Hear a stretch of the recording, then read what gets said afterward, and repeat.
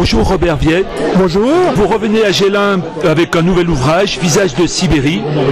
Cet ouvrage est toujours lié à l'histoire de votre père, un Sibérien né en 1913. Donnez-nous quelques précisions sur votre père. Eh bien, voilà, en fait, dans mon troisième ouvrage, je termine un petit peu l'histoire de mon père, parce que bien sûr, il y a, dans mon premier livre, c'est son histoire, de sa naissance jusqu'à 1945-46. Mon deuxième livre, c'est mon premier voyage, et là, tout le monde me dit ton père, qu'est-ce qu'il est devenu? Donc voilà, donc je finis l'histoire de mon père, et il a eu 5 années exceptionnelles avant sa mort. Vous êtes parti plusieurs fois en Sibérie, 5-6 fois, c'est ça? 8 fois, 8 voyages en Sibérie, voilà, 3 voyages à Moscou. Alors vous êtes un véritable écrivain voyageur? Non, moi j'ai écrit parce que c'est le cœur, avec le cœur, avec mon âme, avec l'âme du Baïkal. C'est comme ça que j'écris, moi j'écris pas pour écrire, j'écris vraiment quand un besoin, voilà, quand ça vient.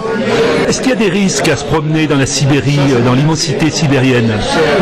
Aucun risque, non. Moi je me suis promené au bord du lac Baïkal, je suis descendu, il y a des endroits, en fait le Baïkal il rend euphorique, donc on peut se promener au bord du Baïkal. Moi je suis allé dans des endroits au bord du lac Baïkal, quand je suis remonté, j'ai dit, s'il m'était arrivé quelque chose, non, il ne peut rien arriver. Alors est-ce que vous pouvez nous parler un peu des gens qui peuplent cette région?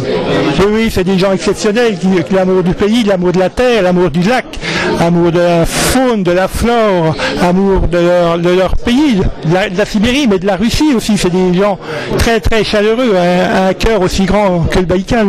Est-ce qu'on peut dire qu'il y a une véritable âme du Baïkal? Bien sûr, c'est ça qui fait là. Bien sûr, il y a le Baïkal géographique, le plus grand lac le plus profond, avec ses 400 rivières, l'Angara qui en sort.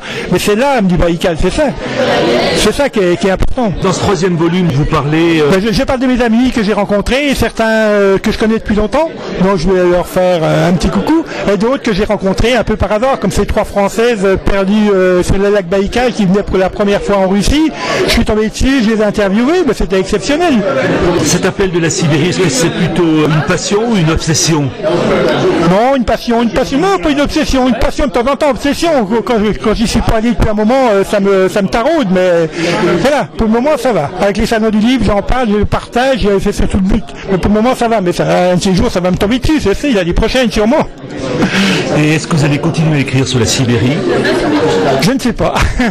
Oui, j'ai des petites idées, mais non, non, peut-être. Vous avez d'autres projets, peut-être pas seulement écrits, mais... Oui, le projet de retourner en Sibérie, déjà, oui. Non, j'écrirai sûrement, mais j'aimerais trouver des vieux contes russes, voilà, avec ma famille qui me raconte, et puis les transcrire en français. Ça fait un genre de livre pour jeunes, quoi. Ça me plairait, mais il faut que je trouve vraiment des très vieilles histoires, des très vieux contes qui sont perdus aujourd'hui. Je vais peut-être y arriver. Eh bien, merci beaucoup. Merci à vous, merci Gélin.